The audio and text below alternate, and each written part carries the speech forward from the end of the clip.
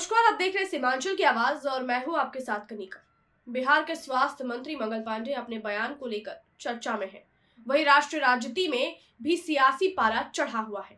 बता दें आपको, चुनाव आयोग की प्रक्रिया पर टीएमसी का सवाल, बंगाल में अमित शाह के दौरे पर ममता बनर्जी का तीखा हमला और बिहार में चुनावी हार के बाद महागठबंधन में बढ़ता टकराव। एक और अभिषेक बनर्जी का कहना है कि वोटिंग में गड़बड़ी है तो वही ईवीएम में नहीं बल्कि मतदाता सूची में होती है। उन्होंने आरोप लगाया है कि एसआईआर यानी स्पेशल इंटेंसिव रिवीजन के दौरान जो वोटर लिस्ट तैयार की जाती है उसी में हेरफेर की जाती है। टीएमसी नेता ने कहा है कि सही मतदाता के नाम काटे जाते हैं और गलत नाम जोड़े जाते हैं, जो लोकतंत्र के लिए गंभीर चिंता का विषय है, जिसको लेकर अब बिहार के स्वास्थ्य मंत्री मंगल पांडे ने पलटवार किया है। उन्होंने क्या कुछ कहा है, आइए सुनते हैं। 2025 का जो वर्ष था वो यदि राजनीति की दृष्टि से देखें तो भारत की जनता ने श्री नरेंद्र मोदी जी के नेतृत्व में अपना समर्थन विभिन्न राज्यों में व्यक्त किया। श्री नरेंद्र मोदी जी के नेतृत्व में ही देश विकास कर सकता है और विकास के रास्ते पे आगे बढ़ रहा है, इसका मुहर लगाया। बिहार में भी नरेंद्र मोदी जी और नीतीश कुमार जी के नेतृत्व में ही बिहार आगे बढ़ेगा। एक बार फिर से बिहार की जनता ने बहुत ही जोरदार तरीके से अपना समर्थन व्यक्त किया और 2025 का वर्ष भारतीय जनता पार्टी और एनडीए के लिए राजनीतिक दृष्टि से बहुत महत्वपूर्ण और अच्छा रहा।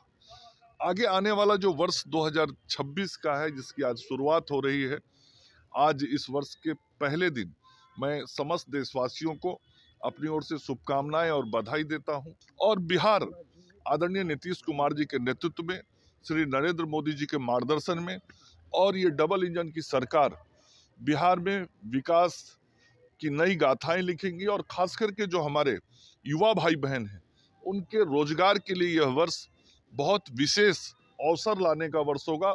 और इस वर्ष में बिहार के नौजवानों को रोजगार और सरकारी नौकरी दोनों बड़े पैमाने पर उपलब्ध होंगी। ममता बनर्जी जी से आज पूरा पश्चिम बंगाल की जनता आक्रोशित है और जल्द से जल्द ममता बनर्जी के दुशासन से त्राण पाना चाहती है, मुक्ति पाना चाहती है।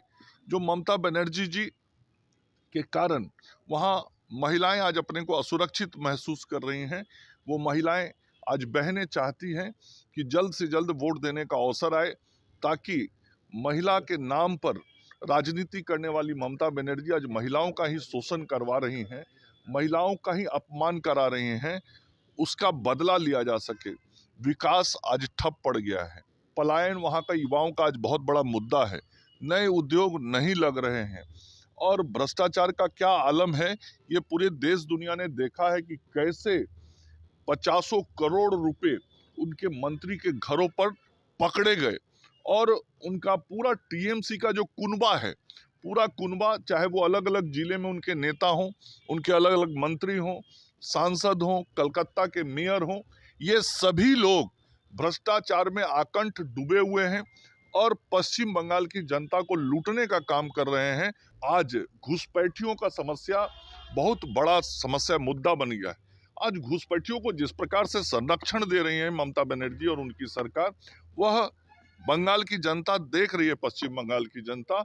और पश्चिम बंगाल की जनता कदापि इन घुसपैठियों को देश के अंदर देखना नहीं चाहती, रहने नहीं देना चाहती। चूंकि जो लाभ पश्चिम बंगाल के आम लोगों को मिलना चाहिए था, आज वो लाभ वो घुसपैठिए ले जाते हैं।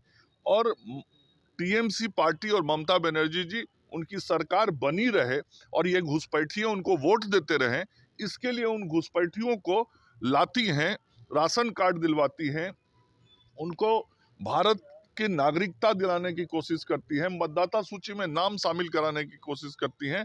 और अभी जो एसआईआर चल रहा है उसमें जिस प्रकार से टीएमसी के लोगों के द्वारा बीएलओ पर दबाव बनाया जा रहा है, उसके भी समाचार आज चारों तरफ आ रहे हैं। तो कुल मिला के ममता बनर्जी जी अलोकतांत्रिक तरीके से वोट पर कब्जा करके सत्ता में आना चाहती हैं, जिसका वहां की जनता विरोध कर रही है।